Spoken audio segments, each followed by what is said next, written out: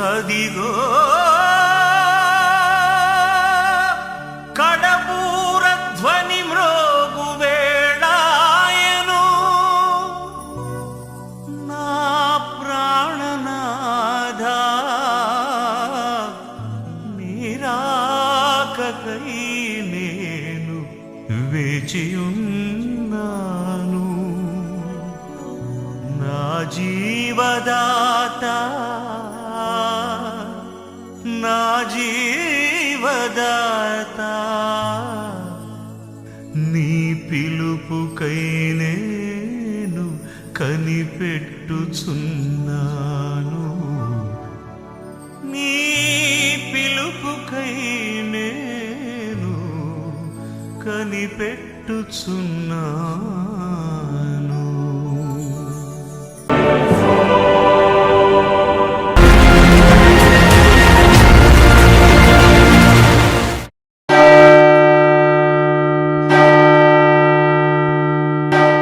ప్రభువైన యేసుక్రీస్తు నామములో మీ అందరికీ నా హృదయపూర్వక వందనాలు. మన బైబిల్ బడి కార్యక్రమాన్ని వీక్షిస్తూ మన బెంగళూరు నుంచి పేతురు గారికి వందనాలు, చెన్నై నుంచి బొంబాయి, గల్ఫ్లో ఉన్న సహోదరులకి, మధ్యప్రదేశ్లో ఉన్న వాళ్ళకి, హైదరాబాద్లో ఉన్న బిడ్డలకు, ముఖ్యంగా బొంబాయి, గుజరాత్ రాష్ట్రాల్లో మీరు ఈ వాక్యాన్ని వీక్షిస్తూ నాకు ఎంతో సహాయపడుతున్నారు. నేను ఎప్పుడు మర్చిపోను మీకోసం నేను ఎప్పుడు అనుదిన నా ప్రార్థనలో జ్ఞాపకం ఉంచుకుంటున్నాను. చాలా కుటుంబాలు సంతానం కోసం ప్రార్థన చేయమని కోరుతున్నారు. ఖచ్చితంగా మొన్న సురేష్ గారి కుమారి వాళ్ళు నాకు ఫోన్ చేశారు. వాళ్ళకి వివాహమై ఇంచుమించుగా 13 ఏళ్ళు అయ్యింది. అయ్యా, మరి డాక్టర్స్ ఇంకా సంతానం ఉత్పత్తి ఉండదు, మీరు హాస్టల్కి వెళ్ళి ఎవరైనా బిడ్డలు తెచ్చుకొని పెంచుకోవాలని చెప్పారని వాళ్ళ తాలూకు వారు ఇక్కడ ముమ్మడివారిలో ఉంటే నాకు కలిసి చెప్పారు. వెంటనే సురేష్ గారు, మీకు నేను ఫోన్ చేశాను, మీరు నాతో మాట్లాడారు. మన దేవుడు డాక్టర్ల దాకా వెళ్ళనిచ్చేవాడు కాదు. మన దేవుడు ఆకాశమందు భూమి యందు డాక్టర్లకే డాక్టర్, వైద్యులకే వైద్యుడు. ఎంతోమంది డాక్టర్లు వచ్చారు, చనిపోయారు, కానీ మన వైద్యుడు బ్రతిగా ఉన్నాడు. మన ప్రభుకి అసాధ్యం అంటూ ఏదీ లేదు. నాకు సమస్తం సాధ్యమే, ఇర్మియా గ్రంథంలో ఉంటాడు, నాకు అసాధ్యమైనది ఏదైనా ఉన్నదా అని అంటే, నమ్ముట నీ వల్ల అయితే నమ్మవానికి సమస్తము సాధ్యమని మీకోసం ప్రార్థన చేశాను. మీరే నాకు మళ్ళీ ఫోన్ చేశారు నవ్వుతూ, నాకు దేవుడు కూతునిచ్చాడని. దేవుని స్తోత్రం కలిగా నేను మిమ్మల్ని చాలా అభినందిస్తున్నాను. ఎందుకంటే మీ తాలూకు వారు ముమ్మడివారిలో నాకు పరిచయం అయ్యి, మరి ఎస్ఎస్ బాబు బైబిల్ బడి కార్యక్రమంలో సంతానం లేని వారు ఎవరైనా సరే నాతో మీట్ అయితే ప్రార్థన చేస్తే దేవుడు సహాయం చేస్తాడు అని నేను సవాల్ విసిరాను. చెప్పాలంటే మీ విశ్వాసం మీకు బిడ్డనిచ్చింది, మీ విశ్వాసం మిమ్మల్ని స్వస్థపరిచింది. ఇది బైబిల్ చెప్తున్న మాట. దాచబడిన మీ విశ్వాసాన్ని బయటకు తీసుకొచ్చి మీ ముందు పెడతాను, మీరు నమ్ముతారు, ఆ నమ్మకాన్ని బట్టి మీరు ప్రార్థిస్తారు, కానీ కార్యం దేవుడు చేస్తాడు. నేను కేవలం నిమిత్తం మాత్రమే, నా వల్ల ఏమీ జరగదు. చాలామంది అనుకుంటారు స్వామిలో ప్రార్థన చేస్తే మనకి ఈ కార్యం జరుగుతుందని. కాదు, దాచబడిన ధనం దాచబడినట్లు మీ విశ్వాసం దాచబడి ఉంది, నేను దాన్ని బయటికి తీస్తాను. మీరు దాచారు, మరుగుపరిచారు, నేను బయటికి తీశాను. మీరు దాన్ని అభినందించారు, దేవుడు కార్యం చేశాడు, దేవునికి మహిమ. కాబట్టి ఈరోజు యావత్ ప్రపంచంలో చాలామంది సిలువ ధ్యానాల్లో చాలామంది ఉంటున్నారు. సిలువ గురించి నేను లాస్ట్ ఇయర్ చాలా మంచి విషయాలు చెప్పినట్లు మీరు అభినందించారు, అందుకు మీకు వందనాలు. ఈరోజు కూడా నేను యోహాను సువార్త 19వ అధ్యాయము 25వ వచనాన్ని మీ ముందు పెడుతున్నాను, దయచేసి గమనించండి. ఆయన తల్లియు ఆయన తల్లి సహోదరియు క్లోప భార్యను మరియు మగ్దలేని మరియు యేసు సిలువ యొద్ద నిలిచుండిరి. ఈ వాక్యం దగ్గర చాలా విచిత్రంగా రాయబడింది. యేసుప్రభు సిలువ వేయబడింది, కానీ ఆయన ముందు 3 స్త్రీలు ఉన్నారు ఇక్కడ. ఈ 3 స్త్రీలలో రాయబడిన పేరేంటంటే ఆయన తల్లియు అంటే మరియయు, వేరొక మరియయు, మగ్దలేని మరియయు, క్లోప భార్య.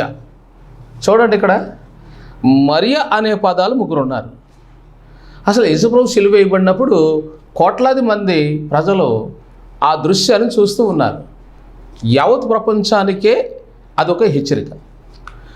ఆకాశానికి భూమికి మధ్యవర్తి ఒకే దేవుడు, ఆయనే ప్రభువైన క్రీస్తు. ఆయన సిలువ వేయబడినప్పుడు ఆకాశానికి భూమికి మధ్యన ఎందుకు వేలాడుచున్నాడో ఆ విషయం సార్వత్రిక ప్రజలు, సంఘాలు గుర్తించాలి. మధ్యాకాశంలో ఉన్నాడు అంటే దాని అర్థం ఏంటంటే, మనము ఈ లోకానికి వచ్చినప్పుడు అమ్మ గర్భంలో ఒక స్థానం మనకు దేవుడిచ్చాడు. రెండో స్థానం భూలోకం. మూడో స్థానం ఈ లోకయాత్ర ముగించాక నువ్వు నేరుగా పరదేశికి వెళ్ళిపోవాలి. నువ్వు పరదేశికి వెళ్ళే ముందు ఒక సత్యాన్ని గుర్తించాలి. ఆకాశానికి భూమికి మధ్యన వేలాడ దిగబడుచున్న యేసునందు విశ్వాసం ఉంచితే ఆ యేసు చిందించిన రక్తములో నీ పాపములు క్షమించబడతాయి. పాపములు క్షమించబడకుండా నీవు పరదేశికి అంటే మూడో స్థానంలోకి వెళ్ళడం అసత్యం. ఈ యోహాను సువార్త 19:25 చాలా వివరంగా రాస్తుంది. అదేంటంటే, తల్లి అయిన మరియ, వేరొక మరియ, మగ్దలేని మరియ. ఆ వచనం అయిపోయింది అక్కడ. ఈ వచనంలో ముగ్గురిని మూడు విషయాల్లో మనం విభజించుకుంటూ ఉన్నాం. మానవ జన్మ ఒక్కసారే. సార్, ఈ లోకయాత్ర మనం ముగించాక మరొకసారి జన్మించాలంటే అసాధ్యం.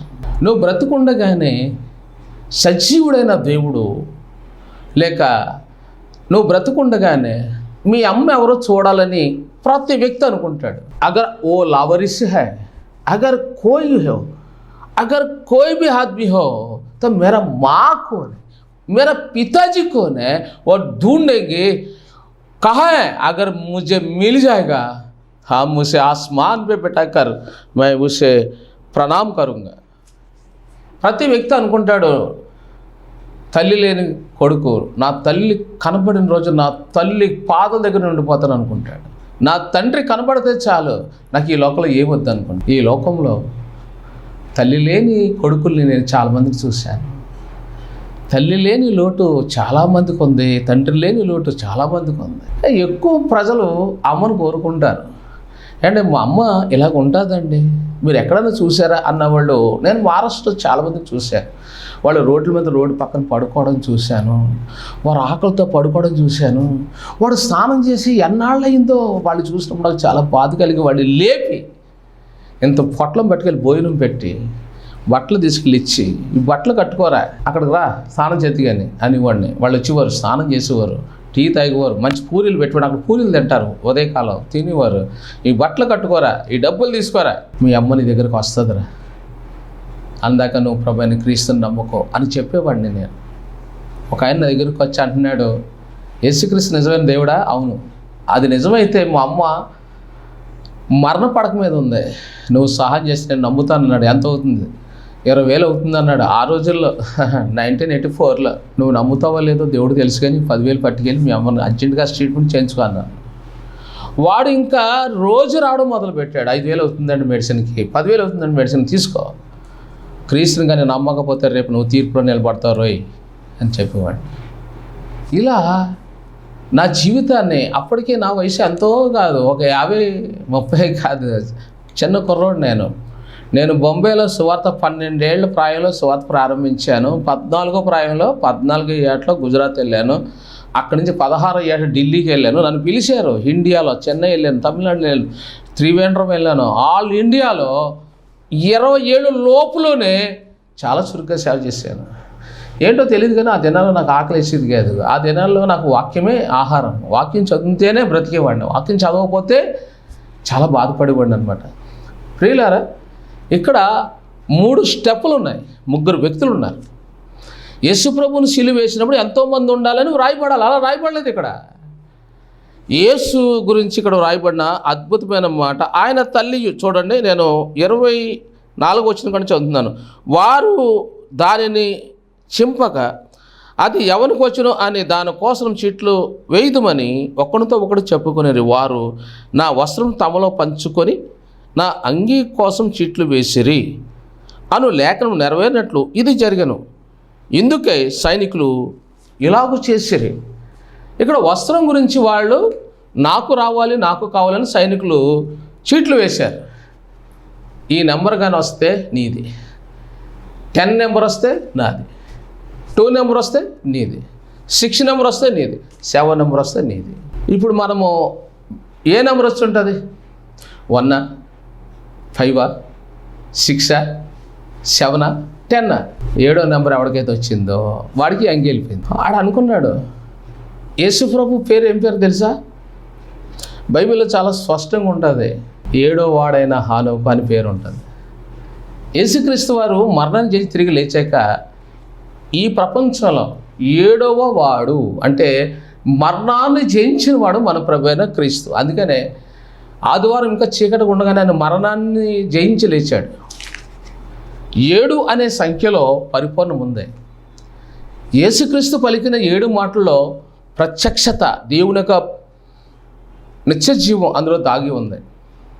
కానీ ఇక్కడ పైన సైనికులు కనపడుతున్నారు, కానీ కింద యేసు ప్రభు వారు సిలువ వేసిన తర్వాత చూస్తే ఈ అంగిని తీసుకున్న వాళ్ళు ఇలా చూస్తే యేసు ప్రభు కాళ్ళ కింద ఎంతమంది కనబడుతున్నారు? ఇక్కడ 3, 4 కనబడుతున్నారు. చూడండి, మళ్ళీ నేను చదివి వినిపిస్తున్నాను, బాగా ధ్యానం చేద్దాం. ఆయన తల్లియు ఆయన తల్లి సహోదరియు క్లోప భార్య అయిన మరియయు మగ్దలేను మరియు యేసు శిలువతో నిల్చుండ్రు. యేసు తన తల్లియు తాను ప్రేమించిన శిష్యుడు దగ్గర నిల్చుండి చూసి, అమ్మా ఇదిగో నీ కుమారుడు అని తన తల్లితో చెప్పాను. ఇప్పుడు యేసు దగ్గర ఉన్న వాళ్ళని 3 చూశాడా? 2 చూశాడు. ఇక్కడ ఆకర్షింపబడిన విషయం ఏంటంటే యేసు 2 చూస్తున్నాడు ఇక్కడ. కానీ యేసుని ఎంతమంది చూస్తున్నారు? మొదటి వాక్యాల 3 ఆయన వైపు చూస్తున్నారు. కానీ యేసు కిందకి 2 చూస్తున్నాడు. నువ్వు నిజముగా దేవుని కుమారుడు అయితే, నువ్వు నిజంగా దేవుని ప్రేమించిన దానివైతే నీకేం ప్రేమ ఉండాలో తెలుసా? ఈరోజు మీరు బైబిల్లోంచి మీరు తెలుసుకోవాలి. యేసును అందరూ నమ్ముతారు, కానీ నిజంగా ప్రేమించే వాళ్ళు కొందరే ఉంటారు. యేసును ప్రేమించడం వేరు, యేసు నిన్ను ప్రేమించడం వేరు.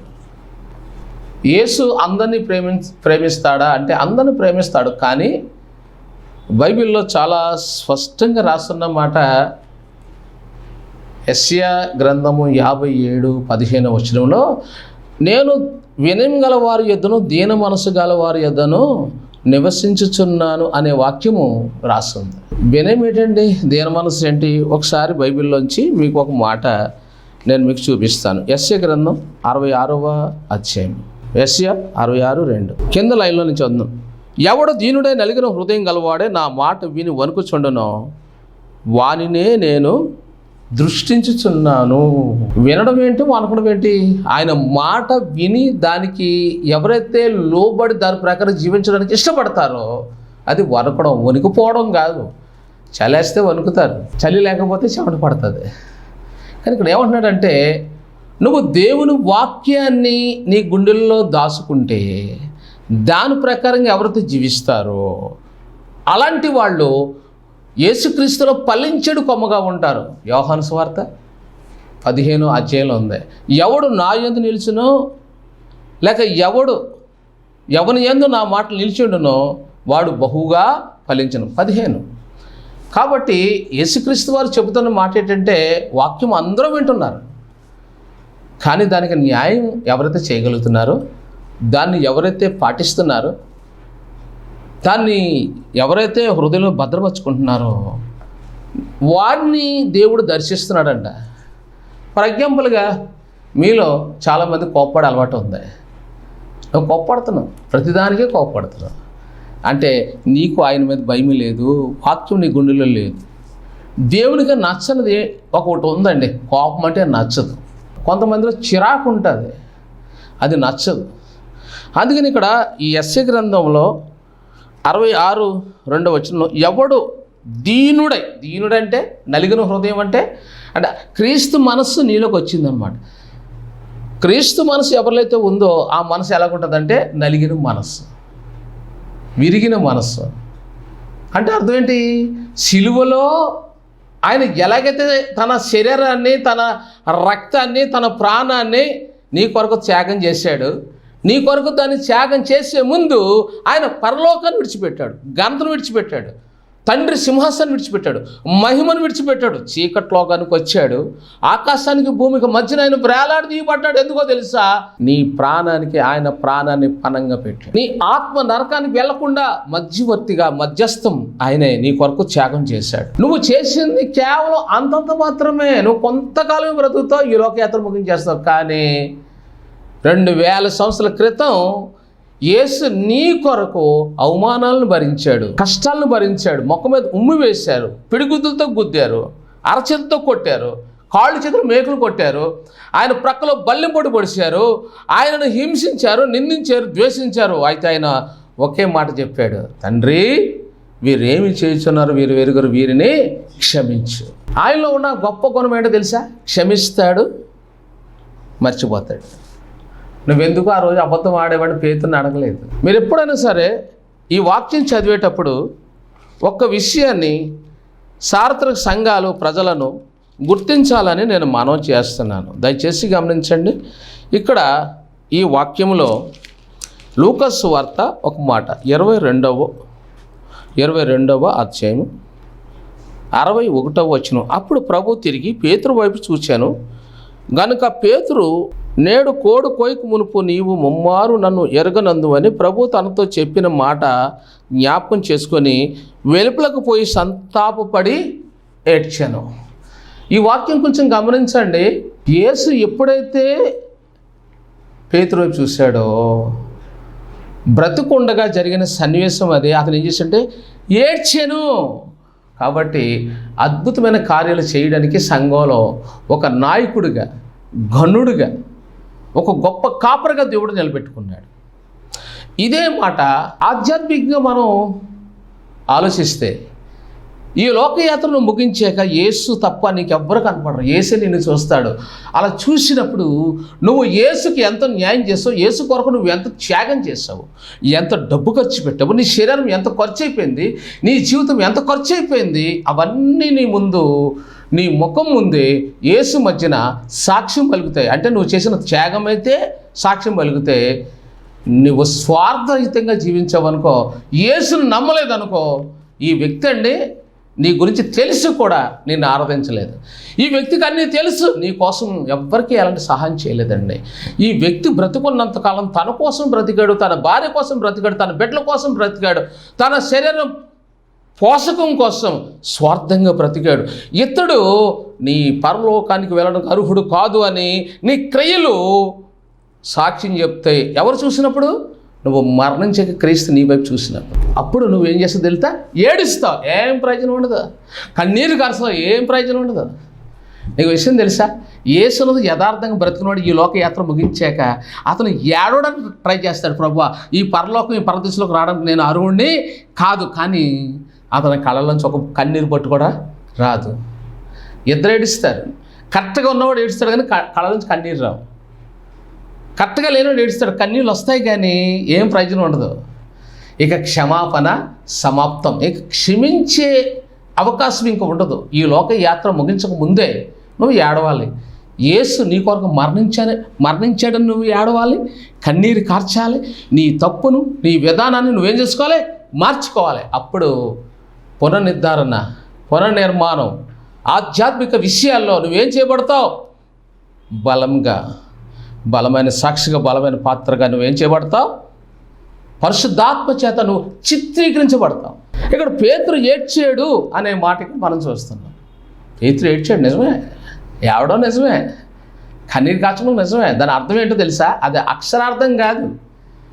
రేపు జరగబోయే యుగంలో నమ్మలేని వాళ్ళు, యేసు మీద నిందలు వేసిన వాళ్ళు, యేసు అంటే వద్దన్న వాళ్ళు, యేసు మాకు వద్దు అన్న వాళ్ళు అందరూ కోట్లాది మంది ఉంటారు. వాళ్ళు కన్నీరు కాలుస్తారు కానీ వాళ్ళకి క్షమాపణ ఉండదు. ఇక్కడ మీరు ఈ 22వ అధ్యాయం లూకాసు సువార్త 61వ వచనంలో ప్రభు తిరిగి పేతురు వైపు చూసిన అనే మాట ఉంది. కానీ 62వ వచనం చూస్తే వెలుపలకు పోయి సంతాపపడి ఏడ్చాను. అక్కడ పేరు లేదు. అక్కడ వెలుపలకు పోయి సంతాపపడిన అనే పదాన్ని మనం ఎలా ఆలోచించాలంటే, దేవుని రాజ్యంలో ఉండకుండా అవుట్ ఆఫ్ ప్రదేశంలో నువ్వు ఏడుస్తావు. ఏమని ఏడుస్తావు అంటే, రేపు నువ్వు అర్రే అనవసరంగా ఎంత పని చేశాను నేను, ఇలాంటి బ్రతికి ఎందుకు బ్రతికాను నేను? ఎంతోమంది నాకు యేసుప్రభు కోసం చెప్పారు, వినలేదు. మా ఇంట్లో చెప్పారు, వినలేదు. మా పక్క వాళ్ళు చెప్పారు, వినలేదు. మా పక్కన ఉండేవారు ఒక దైవజనులు, అబ్బా ఏం చెప్పకూడండి, ఏం కన్నీరు గార్చుకోడండి, ఎంత చెప్పి కూడా నేను వినలేదు. ఒక్క అవకాశం ప్రభా, నాకు ఒక్క అవకాశం. ఇప్పుడు ఖచ్చితంగా నేను భూలోకానికి వెళ్ళి నువ్వు ఎంత గొప్పడో నిరూపిస్తాను, కానీ నీకు అవకాశం ఇవ్వబడదు. వెలుపలంటే నువ్వు ఎప్పుడైతే ఈ లోకయాత్ర ముగిస్తావో అది వెలుపల. నీ ఆత్మ ఎక్కడ ఉంటుందో తెలుసా? దేవునితో ఉండదు, క్రీస్తుతో ఉండదు, వెలుగులో ఉండదు, చీకట్లో ఉండి నువ్వు ఏడుస్తావు. ఇక్కడ పేర్లు ఇచ్చి చూడండి, ఆ మాట ఎంత బాగుందో. అసలు పేతురు వెలుపలకు పోయి ఏడ్చాను అనే మాట ఉందా? లేదు. వెలుపలకు పోయి సంతాపపడి ఏడ్చాను. ఆ సింపుల్గా 1 లైన్లో తీర్చి కొట్టిపాడేశాడు. ఈ యావత ప్రపంచానికి దేవుడిస్తున్న ఒక అద్భుతమైన ఆలోచింపచేసే మాట ఏంటో తెలుసా? వెలుపలకు పోయి అంటే, వెలుపలంటే పాతాళం, వెలుపలంటే చీకటి, వెలుపలంటే నరకం. సిలువ యందు నిరీక్షణ ఉంచితే నువ్వు లోపల ఉంటావు. ఇప్పుడే నాకు సిలువ వద్దు, యేసుక్రీస్తు వద్దు అనుకుంటే వెలుపల ఉంటావు. కానీ ఇప్పుడు తప్పించుకుంటా, రేపు తప్పించుకోవాలి. कोई भी हो, जब भी हो, सचमुच मैं कहता हूँ, आज तुम अपना पाप को कबूल नहीं करने से जरूर तुम पछताओगे. कोई भी तुम्हें बचाने वाला इस दुनिया में कोई नहीं है. यीशु मसीह के अलावा रक्षा करने वाला, उधार देने वाला, क्षमा करने वाला, तुम्हारा जिंदगी को, तुम्हारे जीवन को शांति से भरने वाला इस दुनिया में कोई भी हो तो कल नहीं पहचानोगे, कल तुम्हें नहीं पहचानेगा. अरे जिंदगी में तुम पैदा में तो कुछ दिन जिंदा है, जब तुम्हें अरे तुम मेरा लाल है, मेरा गर्दन है कह देंगे, लेकिन तुम मरने के बाद तेरा తోపడ भी कोई नहीं देखेगा. నువ్వు బ్రతుకున్నప్పుడు వీడు నా వాడండి, మంచోడండి, నా గుండెకాయ అండి, నా కళ్ళండి, నా బుర్రండి, నా సమస్తం వీడనండి అంటారు. కానీ నువ్వు చచ్చిపోయాక నీ డెడ్ బాడీ దగ్గర కూడా రాడు. వాడు మరణం వరకు నడిపించేవాడు ఒక్కడే, ఆయనే ప్రభువైన నా క్రీస్తు. నేను చచ్చిపోయినప్పుడు నా వాళ్ళందరూ మొఖం తిప్పేశారు, నేను చిన్నపిల్లవాడిని. కానీ క్రీస్తు ఒక్కడే నాకు ప్రత్యక్షమయ్యాడు. క్రీస్తు నువ్వు బ్రతకమని చెప్పాడు. ఆ స్వరం నాకు డైరెక్ట్గా వినపడింది. నేను చిన్న పిల్లవాడిని.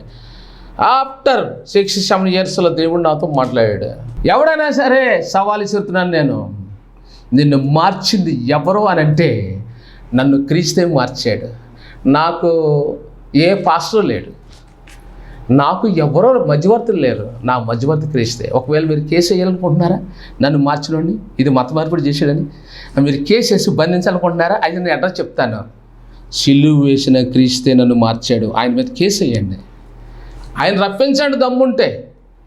ఇంతవరకు ఎన్నో డిబేట్లు జరిగాయి కదా, ఇప్పుడు నేను చెబుతున్నాను, దమ్ముంటే ఈ రాష్ట్రంలో నా క్రీస్తు మీద కేసు వేసి చూడు, ఆయన నీకు ప్రత్యక్షం అవుతాడో లేదో ఒకసారి పరీక్షించుకో. ఆయన నిన్ను క్షమిస్తాడు. నువ్వు ఎన్ని రకాలుగా బురద జల్లినా, ఎన్ని రకాలుగా నిందించినా, ద్వేషించినా, నీ మీద కోప్పడ్డావు, చిరాకు పడ్డావు.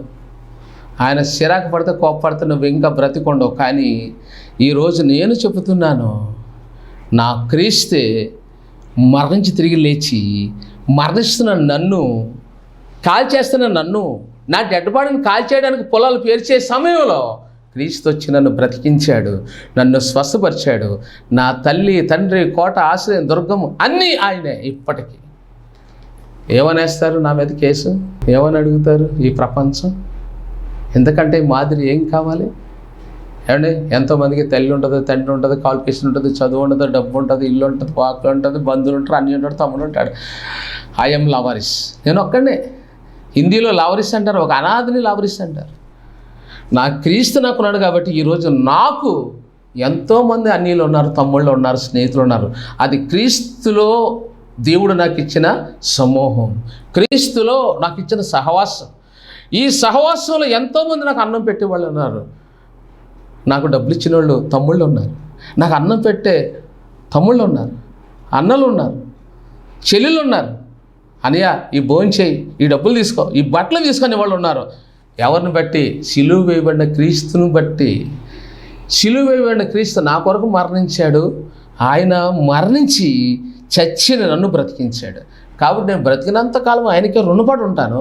ఆయన కోసం చెప్పకుండా మాత్రం ఉండలేను. మీరు పెట్రోల్ వేసి తగలబెడతారా నన్ను? చచ్చే ముందు కూడా సువార్త ప్రకటించే చచ్చిపోతారు. ఈనాడు ఇక్కడ చూడండి, ఈ వాక్యం ఏం చెప్తుందో. పేతురు వెనక్కి వెళ్ళి ఏడ్చాడు. ఓకే, ఇక్కడ మనము యోహాను సువార్తలో మనకేం కనబడుతుందంటే ముగ్గురు కనబడుతున్నారు. ఈ వాక్యం వింటున్నాను. ఈ జీవితంలో క్రీస్తు ద్వారాగా రక్షణ, పాపక్షమాపణ, క్రీస్తులో నీకు విడుదల ఉంది. నువ్వు ఈ లోకంలో మరణించాక నువ్వు ఆశ్రయించిన ఏ దేవత నీకు కనిపించదు, ఏ రూపం నీకు కనిపించదు. నువ్వు కళ్ళు మూసి తెరిచేటప్పుడు క్రీస్తు ఒక్కడే కనబడతాడు. అప్పుడు నువ్వు వెళ్ళి, ప్రభువా నేను నిన్ను నమ్ముతున్నాను, నీ సిలువను నిరీక్షించుతున్నాను, నన్ను రక్షించు, నన్ను నీ నిశ్చతలో తీసుకో అని నువ్వు అడిగితే నువ్వు ఎవడమో నాకు తెలియదు పో అంటాడు ఆయన. ఏంటంటే బ్రతికున్నప్పుడేమో ఎవడో ఆరాధించావు, చచ్చిపోయాక ఆయన నిన్ను ఎలా చేర్చుకుంటాడు? ఏమంటే నువ్వు ఒక కాశ్మీర్ వెళ్ళాలనుకో, నీకు పరిచయం ఉన్నవాళ్ళు ఎవరో ఒకరు ఉంటే వెళ్తావు. అమెరికా వెళ్ళాలనుకో, నీకు పరిచయం ఉన్నవాళ్ళు ఉంటే వెళ్తావు. బొంబాయి వెళ్ళాలనుకో, నీకు పరిచయం ఎవరైనా ఉంటే వెళ్ళగలుగుతావు. ఎందుకంటే నీకు ఒకళ్ళు పరిచయం ఉండాలి. నీకు బ్రతుకుండగా నువ్వు చచ్చిపోయాక నీకు చివరిగా ప్రత్యక్షమయ్యేది ఒక్క క్రీస్తు మాత్రమే. ఏ దేవత నువ్వు ఆరాధించే ఎవరో కనబడరు. అలాగని కనబడితే కానీ వాళ్ళ పేరు మీదే శకము రాయబడి ఉండును. అందుకని క్రీస్తు శకపురుషుడు. అందుకని దీన్ని క్రీస్తు శకం. నీ చదువుకున్న సర్టిఫికెట్లో పైన చూసుకో, క్రీస్తు శకం అని ఉంటుంది. కాబట్టి మీ ఇద్దరే సమయం సమీపించిందని ఇప్పుడు దాకా బిడ్డలు చెప్పారు వాక్యం. ఈ వాక్యం వింటున్నా నీవు ఆకాశానికి భూమి వేలాడు తీయబడుతున్న క్రీస్తును నీ స్వరక్షగా అంగీకరించు. నీ కొరకు ఆయనకి సొగసైనను స్వరూపమైనను లేదు. నీ కొరకు ప్రాణం పెట్టాడు.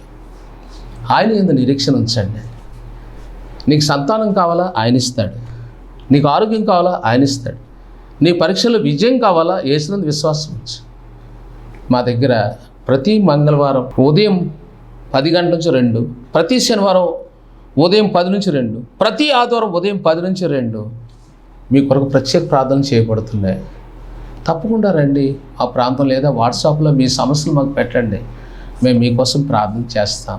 ఖచ్చితంగా మీరు వచ్చి మీరు చేసిన ప్రార్థనకు దేవుడు జవాబు ఇచ్చాడండి. మమ్మల్ని స్వస్థపరిచాడు, మాకు సంతానం ఇచ్చాడు, ఉద్యోగం ఇచ్చాడు, పరీక్షలు విజయం జరిగింది, మా సమస్యలకు పరిష్కారం జరిగింది ఈ ప్రేయర్ టవర్ ద్వారాగానే. మీరే సాక్ష్యం చెప్తారు. అలాంటి కృప మీకు అనుగ్రహించబడుగాక. మా దగ్గర అనేక బుక్స్ ఉన్నాయి. తెలుగు, హిందీ, ఇంగ్లీష్లో 3 భాషల్లో మా దగ్గర బుక్స్ ఉన్నాయి. अगर आप अंग्रेज हो तो अंग्रेज में बुक भेजेंगे, अगर आप हिंदी हो कोई बात नहीं, हम हिंदी में बुक भेजेंगे, तेलुगु हो तो तेलुगु में बुक भेजेंगे. हमारे पास अंग्रेजी में, हिंदी में, तेलुगु में हमारे पास बहुत किताबें लिख के दिया गया. आप जो भी हो मांगो, हम तुरंत भेजने के लिए तैयार हो. మేము తెలుగు, హిందీ, ఇంగ్లీష్లో బుక్స్ మా దగ్గర ఉన్నాయి. మీరు ఎక్కడున్నా సరే, ఈ హిందుస్థాన్, ఈ దునియామే మీరు ఎక్కడున్నా సరే మేము మా బుక్స్ కొరియర్లో పంపడానికి మేము సిద్ధంగా ఉన్నాం. మీ కొరకు మేము ప్రార్థన చేస్తాం. కళ్ళు మూసుకోండి. పరిశుద్ధుడు ఈ వాక్యం బిడ్డలను దీవించాం. నీ మహిమలో బిడ్డలు జ్ఞాపకం. ఇక్కడ ఈ నెలలో చాలామంది బిడ్డలు ఎగ్జామ్స్ రాశారు. విజయాన్ని చేకూర్చండి.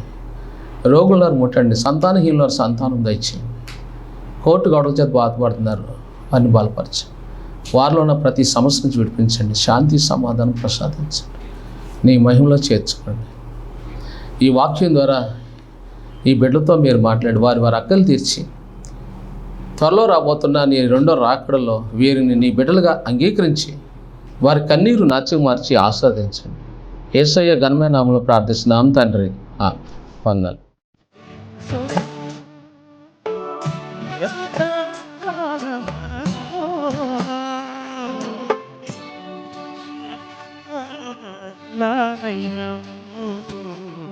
प्रभु